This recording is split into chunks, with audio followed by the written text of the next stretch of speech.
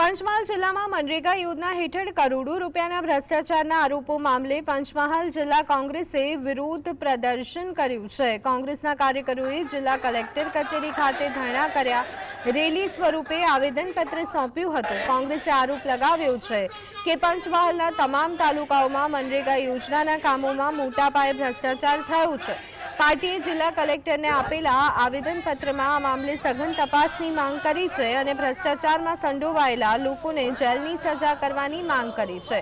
આ પ્રદર્શનમાં મોટી સંખ્યામાં કોંગ્રેસના કાર્યકરો ઉપસ્થિત રહ્યા હતા। મનરેગા યોજનામાં છેલ્લા 5 વર્ષમાં જોવા જઈએ તો ખૂબ જ ભ્રષ્ટાચાર થયેલો છે। આ યોજનાનો દુરુપયોગ થયેલો છે। આ યોજના બેઝિકલી ગરીબ માણસોને રોજીરોટી આપવા માટેની યોજના છે, જેમાં 60-40 નો રેશિયો જળવાવો જોઈએ। આપ તપાસ કરો, મનરેગાની વેબસાઇટ પર તપાસ કરો તો એમાં 60-40 નો રેશિયો જળવાતો નથી।